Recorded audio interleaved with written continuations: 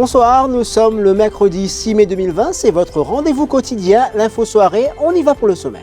Jean-Kaël Permès, 29 ans, retrouvé mort dans sa cellule à la prison de la Bastille à Phoenix, quelques heures après son arrivée dans ce centre pénitentiaire. Il avait des blessures sur tout le corps. Des officiers de service hier ont été entendus. Son épouse crie au règlement de compte. C'est le deuxième mort en cellule depuis le début du confinement. Dans les deux cas, les circonstances sont troublantes. Nous verrons ce que révèlent ces enquêtes jusqu'ici.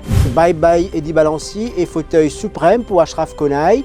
La Cour suprême a son nouveau chef. Il a prêté serment ce matin. Il va se mettre au travail au plus vite. Eddie Balanci, lui, aurait souhaité quelques jours de plus pour boucler tous ses dossiers. Mais la présidence a refusé, il dit être déçu. Un dispositif à respecter scrupuleusement à bord des autobus de la CNT désormais. Mesures sanitaires, distanciation sociale entre chaque passager et 30 personnes seulement dans un autobus, pas de passagers debout. L'OMS ne dit pas un nom catégorique au produit baptisé CVO pour Covid Organics à Madagascar. Cette potion magique intéresse déjà d'autres pays africains. Devant l'engouement continental, des Mauriciens bloqués à Madagascar en profitent pour constituer leur stock.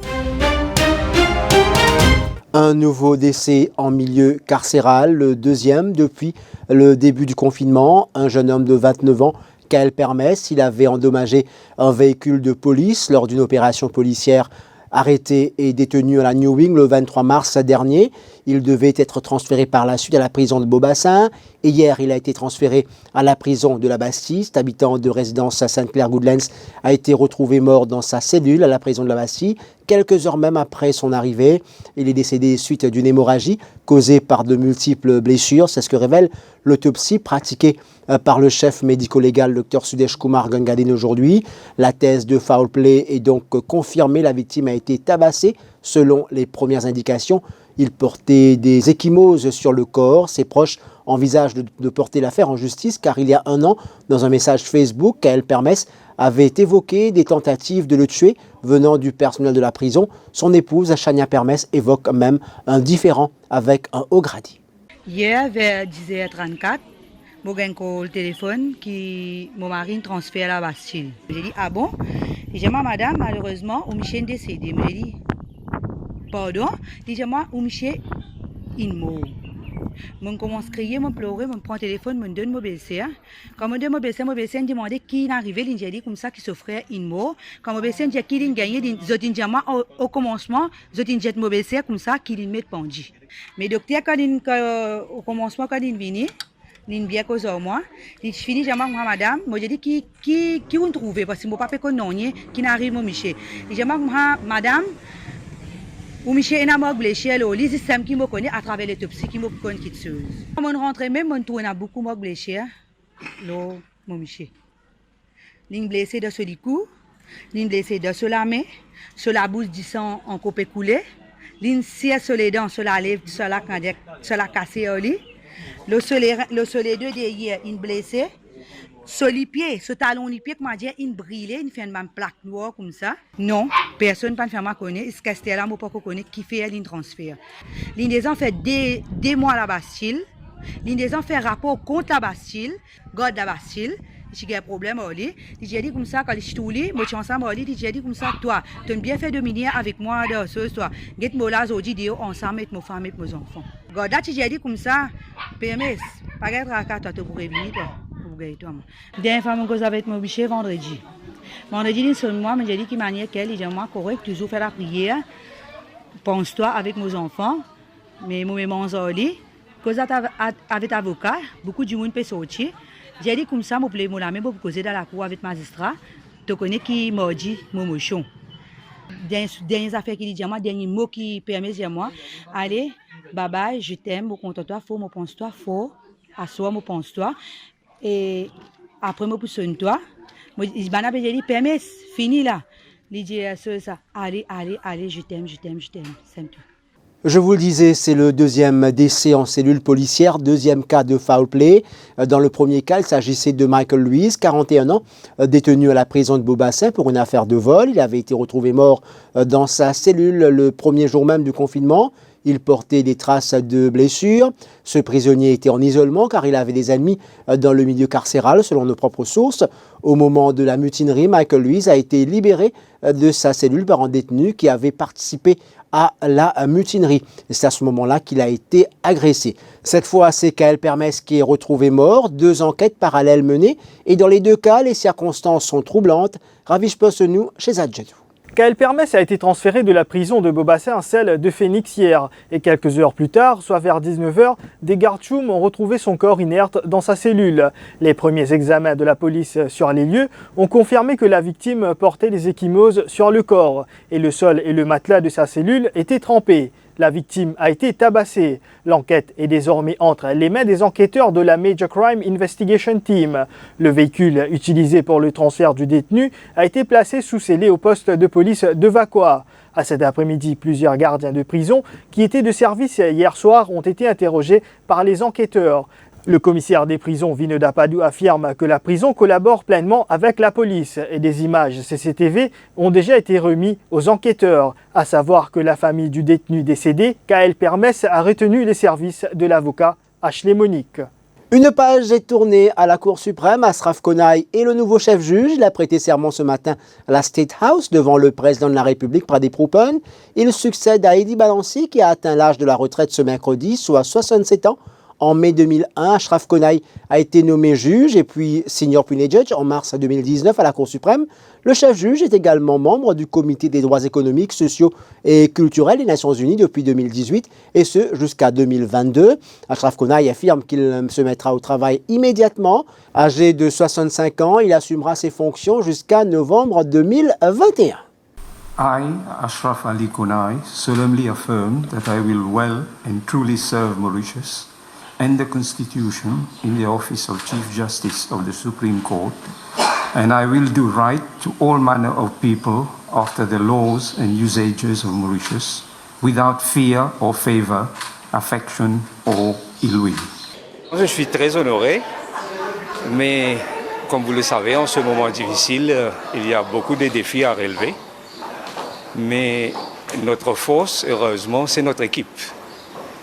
Non seulement les juges, mais les magistrats et aussi notre parajudicial staff. On va se mettre au travail immédiatement. Et hier soir, l'ancien chef-juge faisait ses cartons après avoir rendu 2 jugements. Il en avait d'autres à rendre, mais faute de temps, ne pourra le faire. Edi Balanci dit partir déçu que l'extension réclamée n'ait pas été acceptée. Un extrait de cet entretien accordé à Télé+. Très très déçu. Je dois dire que je m'attendais à bien mieux du président de la République, pour qui j'ai un énorme respect. Je l'ai connu, on a été hier joueurs de foot ensemble dans la même équipe. Il était notre goalkeeper pour l'équipe de la profession légale et nous avons gagné de grands matchs ensemble. Et hier, je n'avais aucune idée que j'allais recevoir ce cryptic letter, comme je la décrirai, disant simplement que voilà, ma demande n'a pas été agréée. Full stop. L'intégralité de cet entretien à suivre sur defimedia.info. Nous parlerons du Covid-19, la situation dans le pays, après la pause pub. Maurice, la vie pas facile avec Covid? Et n'a l'espoir. Joignez-nous en ligne samedi 9 mai, 9h30 .live-event. Visite nos websites l'espoir.mu. For over 3 decades, Al Shifa has been traveling around the world to bring you the finest honey. Pure, untouched, the way it is created in nature.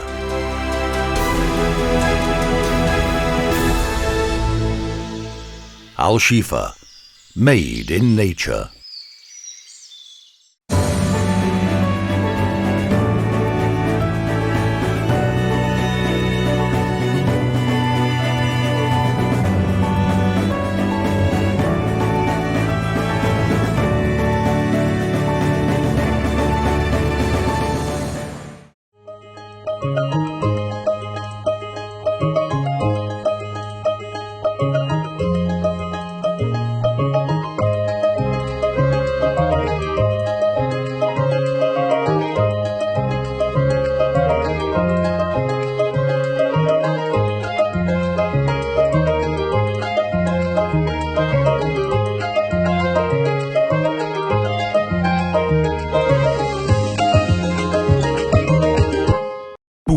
bien-être et pour prothèse ou famille, c'est nous recommandons reste la case. Respectez l'hygiène avant tout.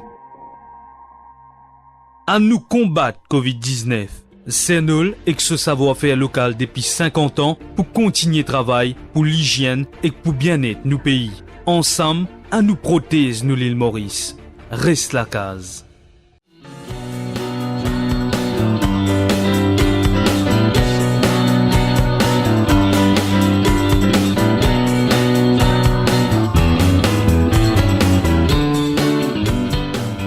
Les journaux du Défi Media Group en e-paper en vente à 10 roupies l'exemplaire. Pas nécessaire sortir tout dans la case ou lié au journal. Paiement en toute sécurité par carte de crédit. 10 roupies l'exemplaire.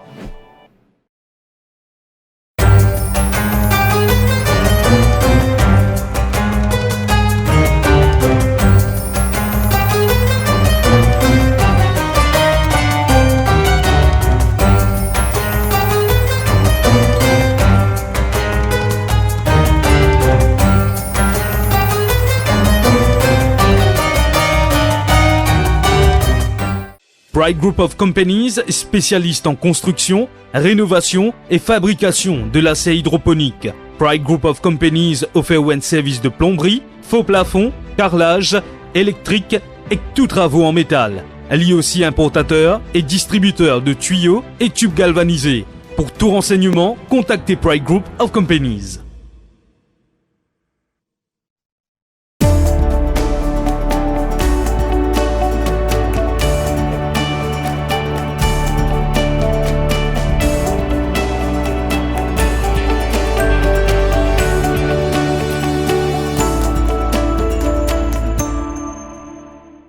L'équipe d'Elianson se dévoue jour et nuit pendant le confinement pour rassurer, accompagner et soutenir les familles endeuillées. Rendre un dernier hommage à l'être cher est très important. Les précautions sont prises pour la sécurité des employés et des Mauriciens. Les décès du Covid-19 sont gérés par le gouvernement pour éviter toute contamination. Bonjour à tous. Le dépistage est un outil majeur dans la lutte contre le Covid-19. Et le laboratoire SILAB de Welkin Hospital est heureux de s'associer à l'effort national pour augmenter la capacité de tests disponibles sur le territoire mauricien. Nous travaillons depuis plusieurs semaines avec le ministère de la Santé et du Bien-être et avons réalisé les investissements nécessaires pour mettre en place un laboratoire de biosécurité niveau 2 aux normes de l'OMS et accrédité par les autorités. Nos techniciens ont été formés sur l'utilisation des nouveaux équipements et peuvent ainsi travailler en toute sérénité tout en assurant la pureté des échantillons. Chaque échantillon est pris dans un espace nouvellement créé, isolé à l'extérieur de l'hôpital et équipé d'un extracteur qui est configuré pour protéger du mieux que possible les patients ainsi que le personnel. Nous sommes également en mesure d'augmenter notre capacité de test en fonction de l'évolution de la situation. Avec ce nouveau dispositif spécialement mis en place pour le Covid-19, nous mettons les moyens nécessaires pour combattre ensemble ce virus et venir à bout de cette pandémie.